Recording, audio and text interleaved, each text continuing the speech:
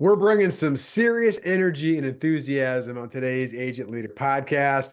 I interview Tinsley English, who is a leadership expert, author, and speaker in the world of insurance, who's going to share so many takeaways on self-leadership and having difficult conversations and just knowing thyself to lead others with excellence.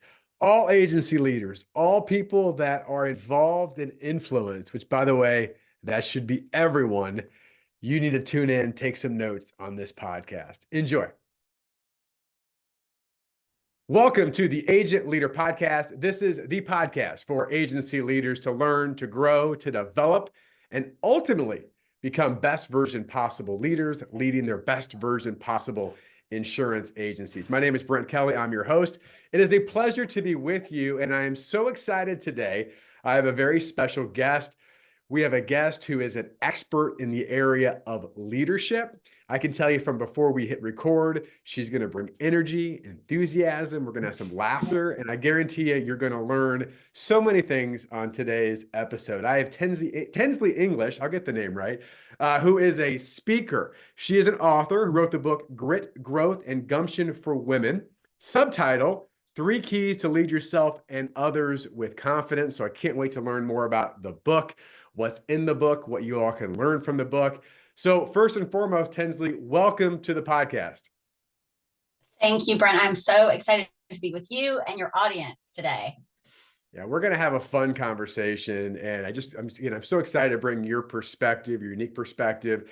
I've been following you through social media. We've kind of had some back and forth, and now we finally get to connect and get to use this podcast platform as a way to have some really good conversation, share it with other people. So if you would, first and foremost, I mentioned, you're a catalyst for leadership. In fact, I was mentioning before we started recording, your LinkedIn profile has leadership illuminator.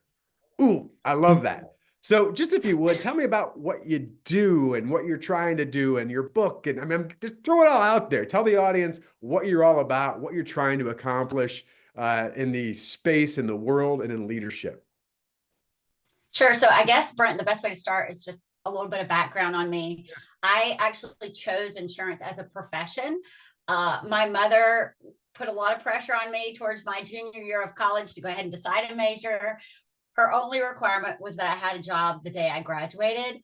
I had an international business dreams. I was going to go to France. I was going to be, a wonderful international business person. And towards the middle of my junior year, I really had not figured out what I wanted to do in that international business space. And there was added pressure. And at UGA, where I was going to school, they asked us to take a business elective. You could either take real estate or insurance. And I was weighing my options. I chose insurance because I'd worked for my uncle who was an attorney in high school, and there was contracts. There was a lot of legality to it. I thought I might want to go to law school at some point.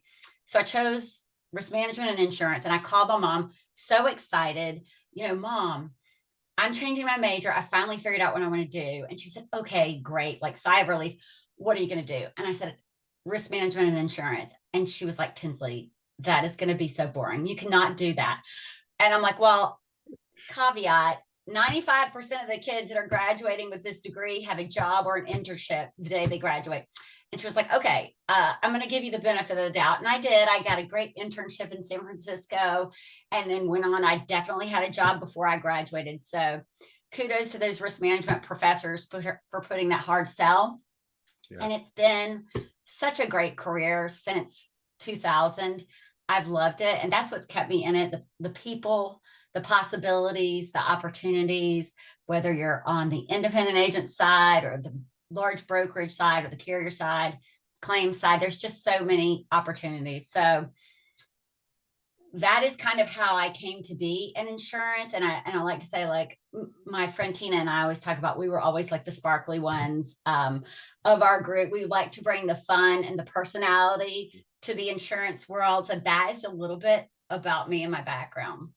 Yeah, I love it. Like I said, there's no doubt there's like, what do you say? There's a sparkle there around that. It's fun. I just loved your energy you bring. And of course, you've got vast experience in the space. And I will say this, whether it's people I know that are part of our network and our relationships or people I interview on this podcast, you're probably the 1% that actually went into the insurance field on purpose.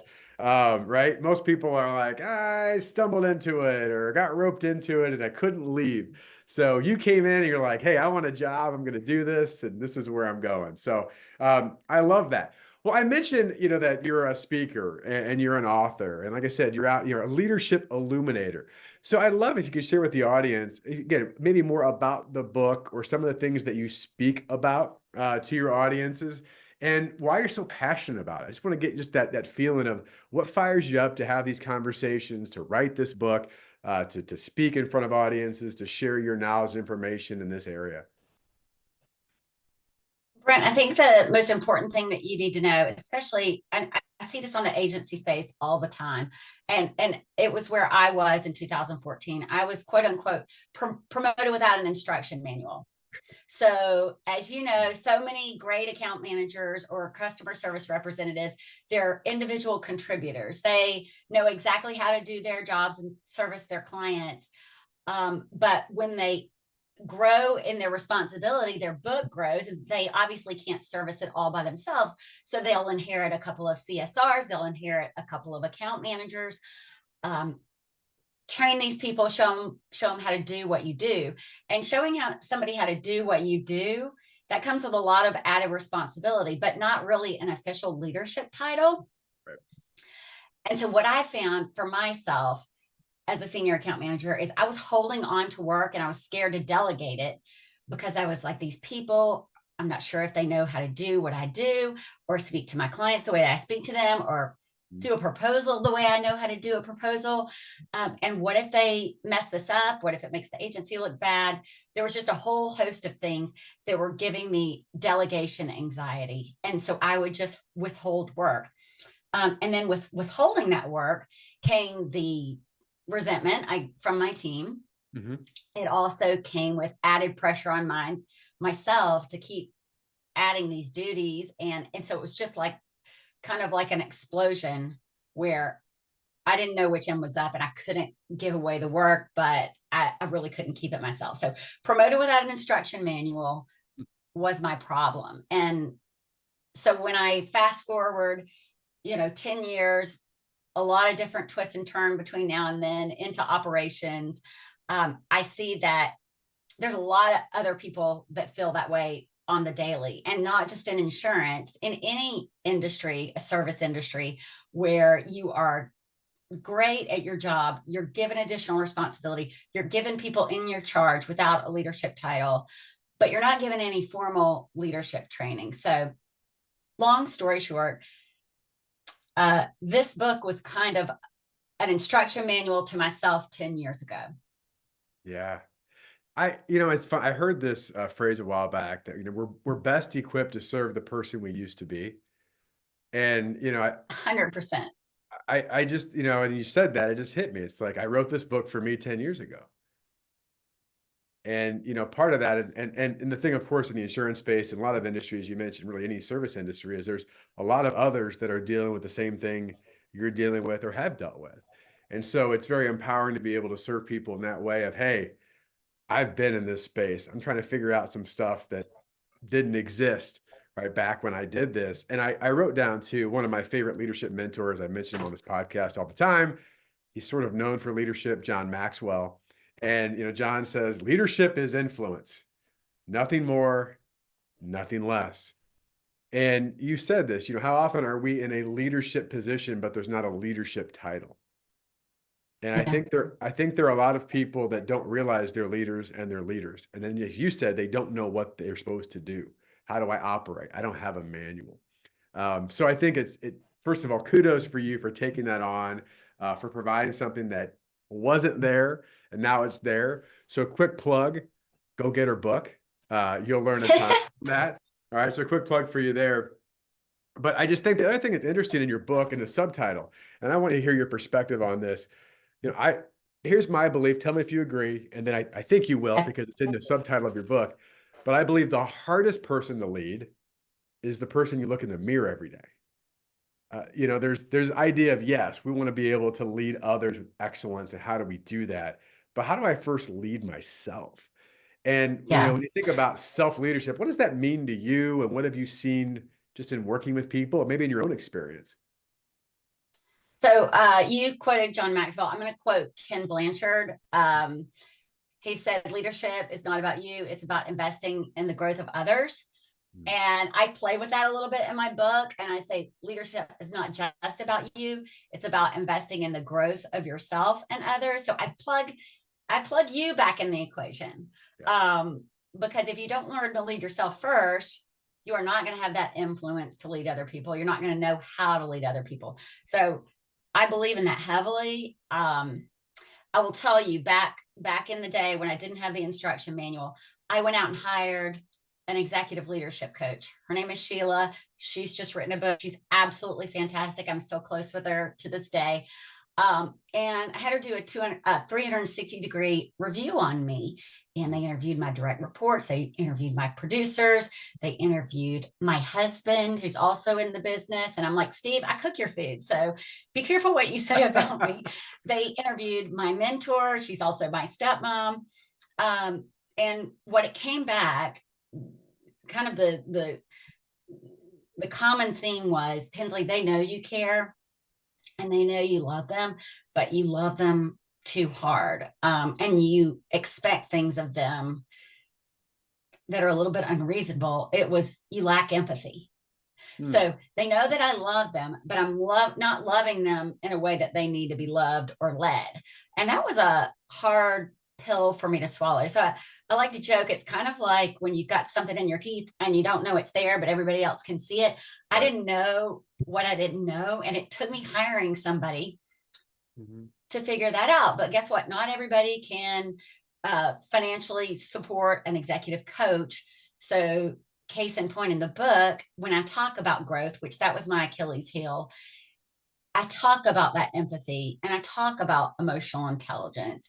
And you might not see what everybody else sees, but if you don't ask the question, you're not ever going to know, and you're going to keep doing the same things over and over again. So that was the growth piece. That was my biggest challenge as a leader. I always had grit. I grew up with a single mom, and she started a business when my sister and I were young, and I saw her have that grit. She could be resilient. She could be adaptable. And then the gumption piece is really about taking strategic risks and betting on yourself. And I would do that. But the growth piece was really, when I wrote this book and I want to develop the system, like that is missing in so many people. And to go back to your point about learning to lead yourself, sometimes I tell people, go ahead and start with chapter 7. Like, just turn to chapter 7 and start reading, because you're going to learn about growth really quickly. And these don't have to be scary terms like resilience and emotional intelligence. You see these on social media, you hear them in you read about them, but do you really understand what they are? And so I wrote this book at an 8th grade level because I wanted people, from whether English is their second language or, whether they didn't go to high school, no matter what their education level was, I really wanted this kind of book to break down some complex concepts into simple terms. Yeah, I love all of that. And it gives me a follow-up question or something. I want to learn more from you on this, because I don't know if you experience this. One of the challenges in working with leaders, in fact, I can use myself as an example in different ways, is that we often, and you said that, what was it, food in your teeth? You don't know it, but other people can see it. Or your hair is doing something weird in the back, anything like that. One of the challenges of that with leaders is to be able to have some vulnerability. And you said you've got that complete 360 feedback. I think everyone could use some form of that, because we all have blind spots. But it's interesting to me that a lot of people, and there could be multiple reasons for this, maybe they're just busy or whatever, but I think a lot of it is this fear of, what am I actually going to learn about myself that I don't like? Or what am I actually going to learn about myself that other people don't like? To be open with that, and to be coachable, to say, you know what, because we all have that. And I'm just, curious from your viewpoint, why do you think leaders resist getting that feedback about themselves. Do you see sticking points? Do you see friction points? Do you see areas of, I don't know. I'd love to get your feedback because it's such a critical area. And the fact that you did it and you learn about yourself and now you can talk to other people. Why do other leaders struggle with that?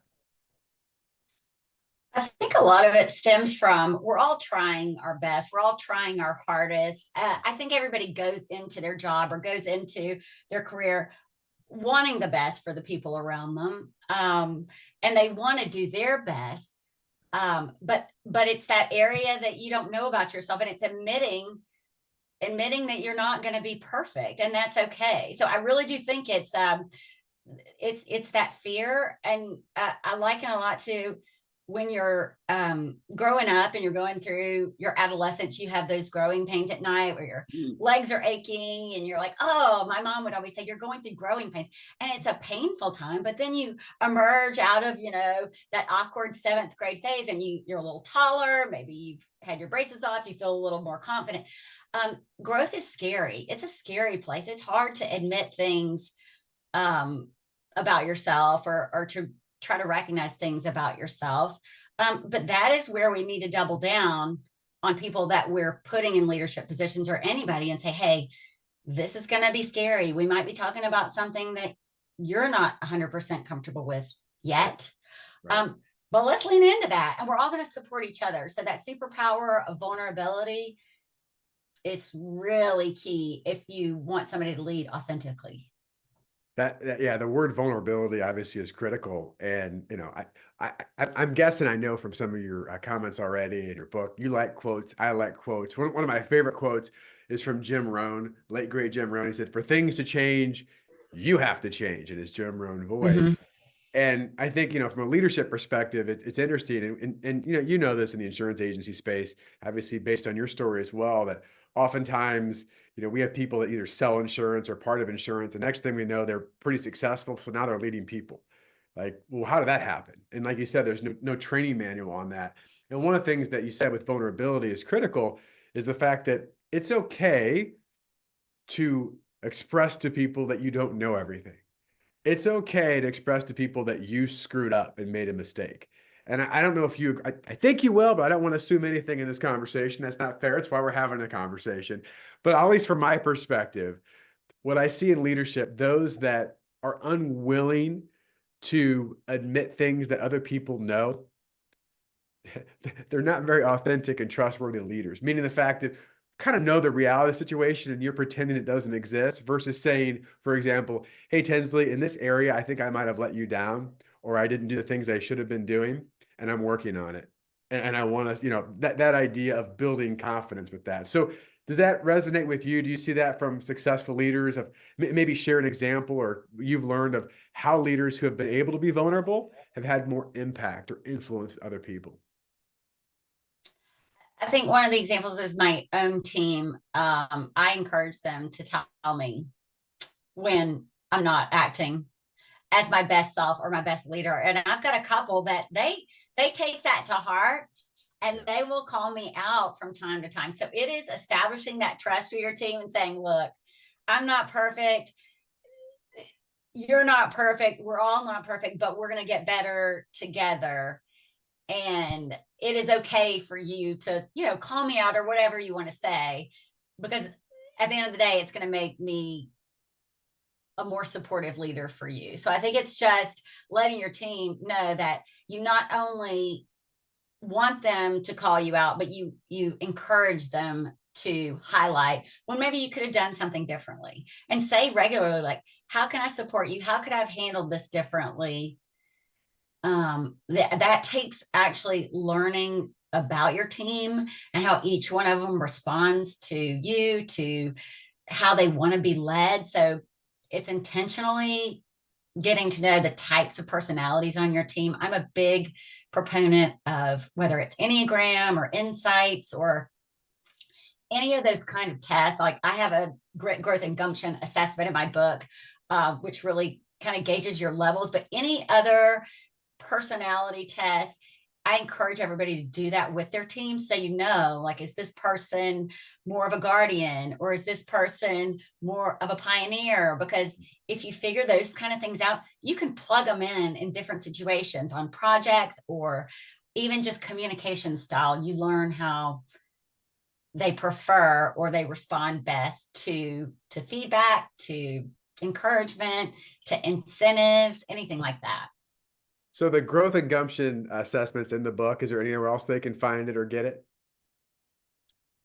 Yes, on my website, you can enter your information, and there is an assessment and a 21-day kind of thoughtful prompts to help you think about things that'll help you lean into resilience and that emotional intelligence and the vulnerability. We'll make sure we get the link there on our show notes so people can go check Okay, it great. out and do that. That would be great. And it's funny as you said that, Tinsley, it just reminded me. And I've done a number of assessments or tests over the years in different ways. I think you always learn something from it. But one of those that I've done, our team has done, is the Colby. And again, there's a lot of great ones out there, but are you a quick start, fact finder, follow through, implementer, and kind of rates you. And it's always interesting. In one aspect, you learn a lot about yourself. I'm a 9 quick start. So I've learned, like, with my team, and sometimes I'm like, oops, quick start's off and going again. Sorry about that, right? Like, call me on it. Because I'll just, like, in my idea, like, if I could be thinking about an idea and I think that my team already not only knows the idea, but has it done it, versus the fact of, I might need to express this better. So it just, affects how you communicate. And the other part of that too is, again, knowing yourself, but then of course knowing your team. And I know I've had situations where maybe prior to an assessment, I'm like, this person's crazy, or they don't understand things. And all of a sudden you get to know how they think or how they communicate. And you're like, no, they're not crazy. They just are different than me. And they think different than me. And they communicate different than me. And now that I know that, I have a much better understanding, right, of where they're coming from. So I think that's really cool that you shared that.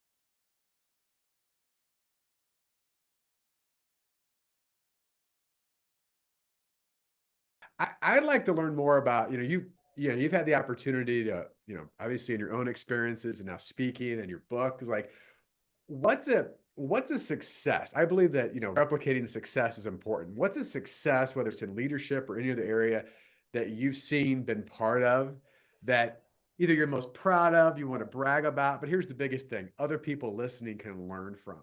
What are some things that jump out in your experiences of, like, a leadership success of any kind? Well, I guess 2 things I'm most proud of is my 16-year-old daughter, and showing her that you can pioneer, you can color outside the lines, you can do things you've never done before. I think one of the biggest lessons for me writing the book is done is better than perfect. And with the book, that was one of those things that I could have taken 2-3 years to write this book. I actually wrote it in 60 days, which was like a night and weekend thing. But it really did pour out of me.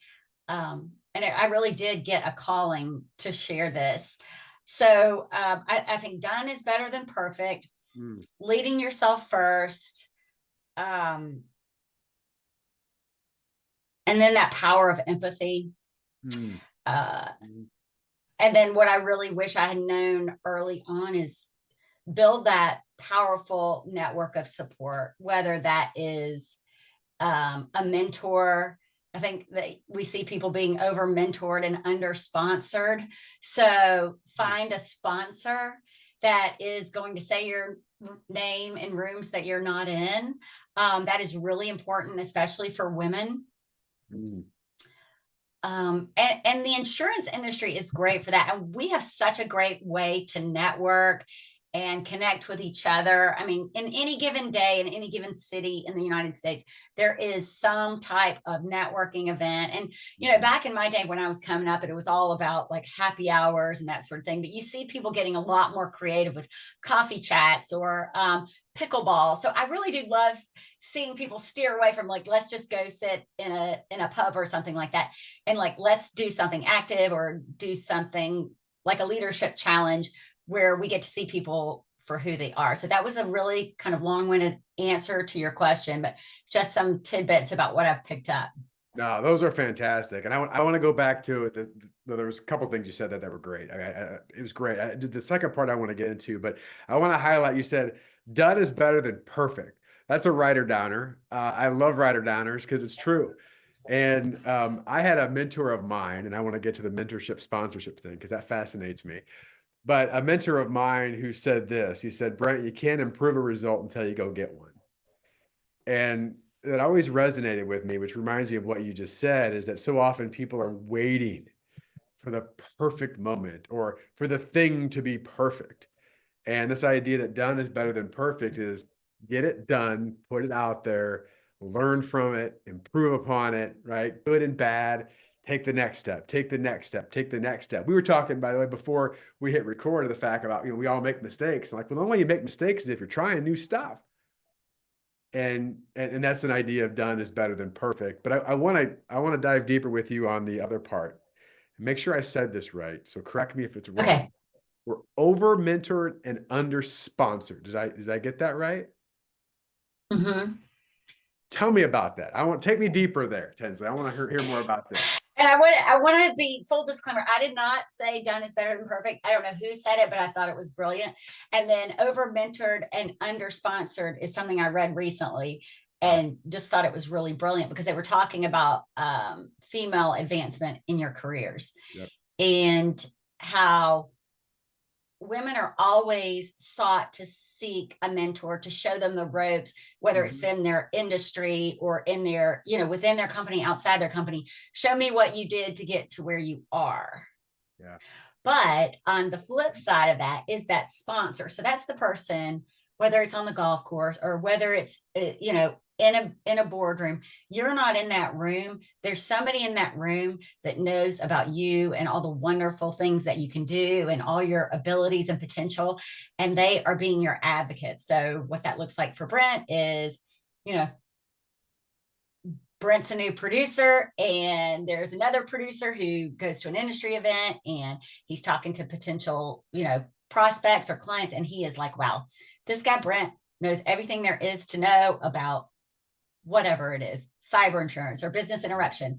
And he's saying your name and he's putting your name out there. You're not there, but you are there. And like, those are the types of conversations that convert to new clients, whether, or it can convert to a job opportunity, a career changing job opportunity. So when I talk to young women, I say a mentor is invaluable and you can have several types of mentors.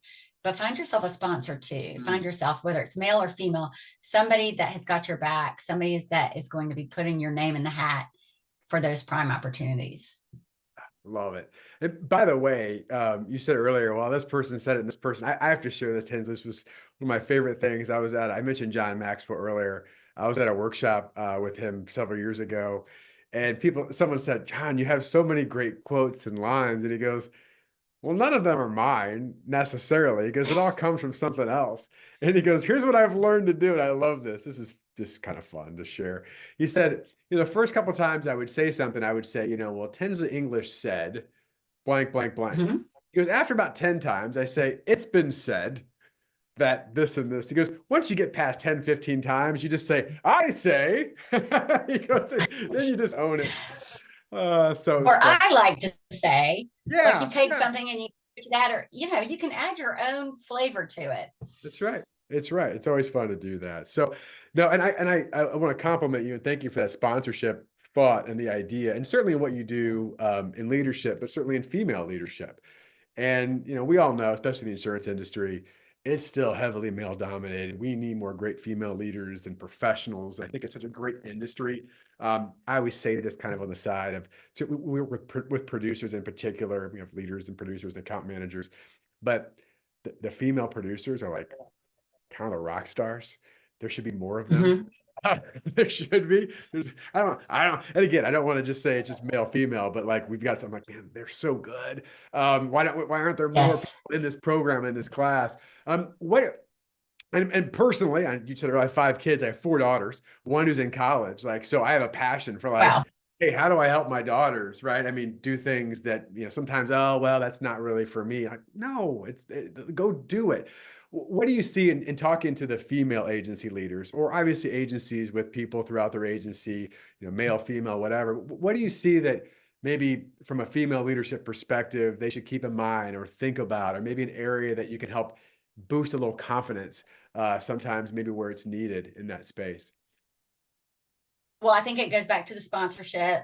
If we have a low number of female producers, we need to make sure that the males are sponsoring that female producer. And it's hard to do something if you can't see that within your own organization. So one of my best friends is actually an agency owner. She is a producer, and she encourages other women to try production. So I think you really have to see something to be something. Yeah. For a lot of people, now there are some women that don't have any fear and they're just going to go do it regardless. But a lot of women need to see that example.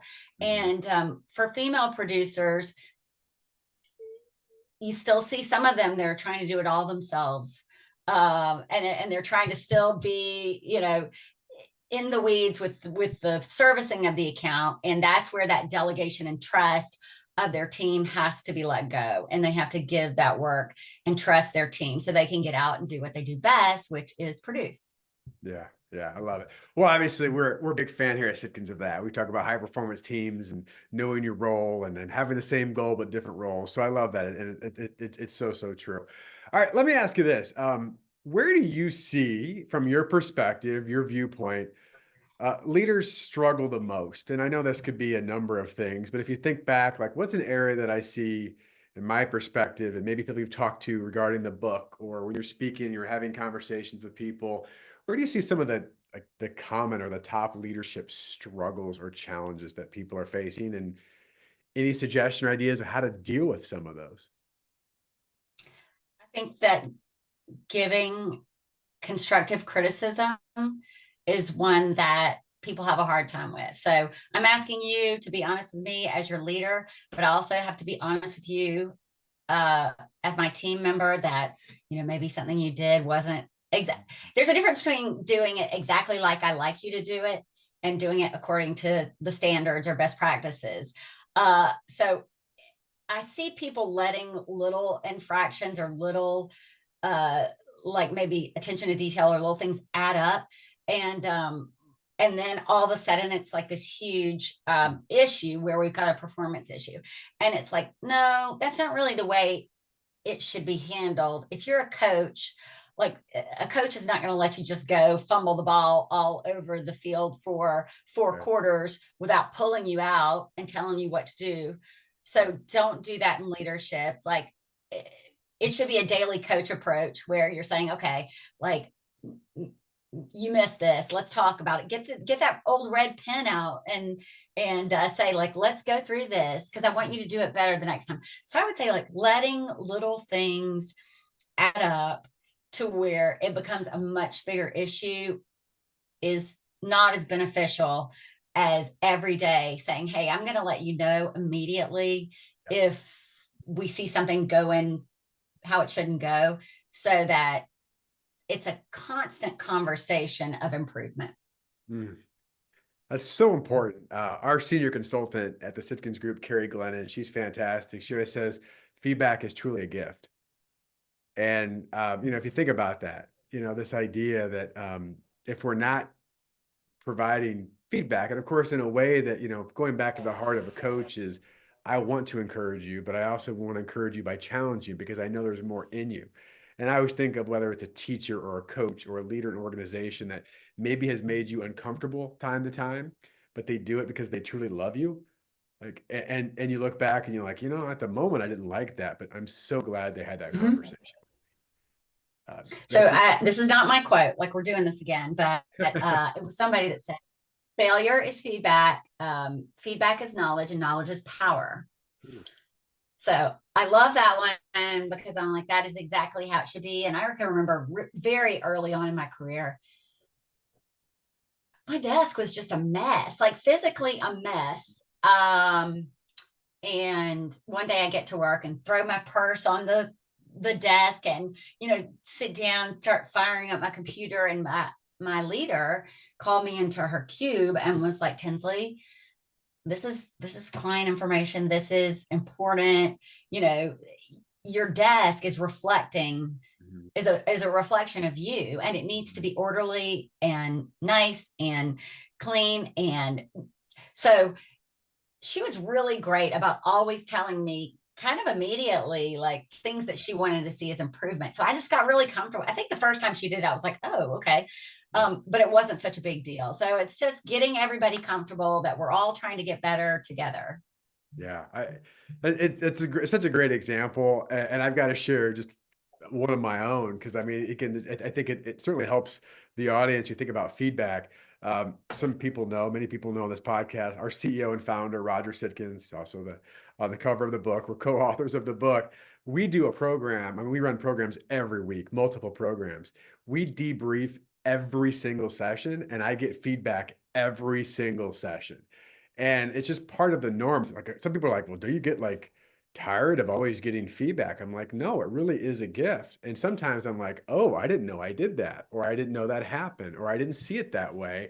And all of a sudden, the next time, you slight improvement, slight improvement, slight improvement. And one of our favorite quotes that we share in our programs, Tinsley, goes back to what you said about, if we let things build up, is this: a problem left unattended will eventually become a crisis. And Mm-hmm. and I have way too many sports analogies, but you set it up because you said fumble. And it's like every day this person mishandles the ball and fumbles and fumbles and fumbles, and we never say anything about it. And then it's like the big game, and they fumble at the goal line, and we're like, I can't believe that happened. And you're like, right. So it's a refining process. It's a refining process for you as the leader or the facilitator. It's a refining process for the actual, whatever you're trying to teach. So it's kind of like you've got to get over yourself and know that everything that people are sharing with you, it's just going to make you better. Yeah. And for all the agent leaders listening, talk about culture. It's such a buzzword out there. But like, I'd ask you, is your culture set up to where people are always challenging themselves, knowing that mistakes will be made, but they're also going to get feedback to improve upon those? Or is it that people are hiding a bunch of stuff? Oh, I don't want them to know that. I don't want, no, like, eventually it will get exposed. And instead of being exposed on a one-on-one meeting or in role play or in practice, it's exposed in front of your biggest client or biggest opportunity. And that's not where you want that to happen. So I don't know if you agree with that. And I think, Brent, you know as well as I do, COVID changed a lot of things, and remote work changes a lot of things. When I was growing up in the agency space, I was in a cube, a cube area where I had women that had been in the industry 30, 40 years sitting right next to me. And I could hear their conversations with their underwriters, their clients, whomever. And all that osmosis, it adds up. But since we have so many remote workers now, if you're leading somebody or you're reporting to somebody or you're on somebody's team, it's up to you if you're doing Zooms, you've got to have frequent Zooms. A Zoom shouldn't just be once a week, and people have like Zoom fatigue, but they'll just cancel a Zoom meeting. Like, if you have a meeting with somebody in person, you typically are not going to cancel it. Like, you have to treat your Zoom meetings with the same level of respect, especially if you're leading somebody. Like, they need you. And if it's not Zoom, it's Teams or whatever you use to communication. It's great to just shoot a quick Teams message to somebody and say, hey, can we have a 5-minute conversation? So I want to make a plug for it. Like, remote work can work, but you need to establish for your team early on that we're always going to have open communication, no matter what's going on. If I'm really busy right now, I'm going to make time for you later in the day, because that transfer of knowledge, especially with the wave of retirements that we're facing very soon, people have got to share that knowledge. There's got to be that transfer. And the only way to transfer is time. It's yeah, we see it everywhere, and you're right. There's such a switch with COVID. I mean, we all know it, but I mean, some agencies have gone back sort of, but there's still a hybrid and remote. I remember, I'll travel and I work with some of our agencies, and there was an agency I went and visited one of our members, and I think I got there on a Thursday, and I did a little bit of teaching and training, and then Friday I walked around and they had some stuff, and I was like, this is a big office, and I'm like, I was like, wait, is it Saturday? Like, no, it's Friday, but they get a couple of days a week to be hybrid, and most people pick Fridays. And it reinforced the fact, this idea that we're going to transfer knowledge just by kind of being in the same physical proximity doesn't always happen anymore. And now you've got to be much more intentional. And like you said, that 5 minutes of, hey, I want to talk to you about something, is much more important than, so many other things that we often do as leaders. So I think that's very, very Yes. valuable information. All right, Tinsley, I have one official final question, and maybe more that I'll make up. We'll see. All right. But one official question, and I ask this to every guest on the podcast, my favorite question to ask. Okay. And here's the question. And I try to make up different scenarios, but here we go. So later today, you're out for a walk. I don't know. It's nice. I don't know if it's a nice day there or not, but you're out for a walk. It's beautiful. Okay. Beautiful. Perfect timing. It's a beautiful day. You want to go out for a walk, and you're out for a walk, and this crazy thing happens where you happen to bump in to the younger version of you, the version of Tinsley who was beginning to start her career. And although this is kind of an odd situation, this happens, okay? And so you bump into the younger version of you, and the younger version of you looks up at you today and says, oh my gosh, it's my more experienced, wise me down the road. What's the one piece of advice that you could give me right now? Learn yourself. Like, learn who you are. And we talked about this earlier, but I really do think learn who you are, know yourself, so that you can lead yourself. That is, I give that advice to my daughter all the time, and I see her leaning into herself and knowing who she is, and knowing what type of decision maker she is, and knowing how she responds to challenges. So I would just say, take time to know yourself. Don't try to fit yourself into the mold of the person sitting next to you or who your parents think you should be. Be authentic to yourself. I love it, love it, love it. I mean, there's no wrong answer to that question for anybody that asks, but I, as you were saying more, I was just thinking about that, how often we do try to shape or mold ourselves into someone else's vision for us. And then sometimes it takes us way too long. We're in our 30s, 40s, 50s and going, oh, this is really who I always knew I was and should do. And I never really embraced it.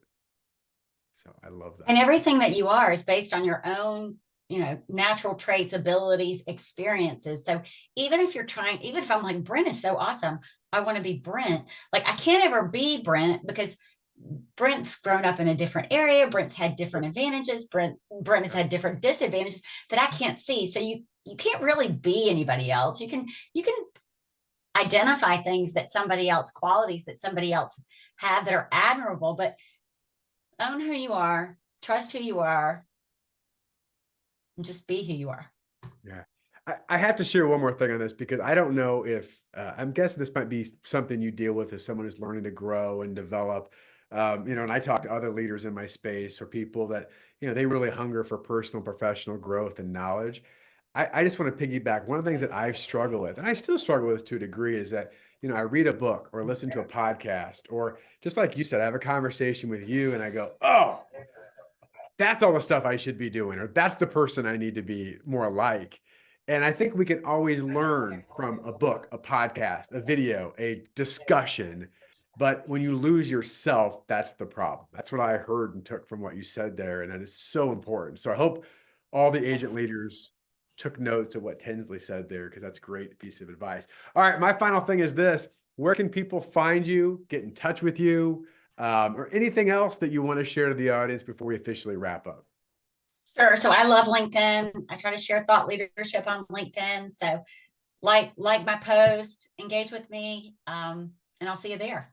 Awesome. Go connect on LinkedIn. Thanks so much, Tinsley, for being on the podcast. I had a ton of fun. I knew I would. Great ideas and value shared. So appreciate you so much. Thanks for being part of the podcast. Thanks so much, Brent.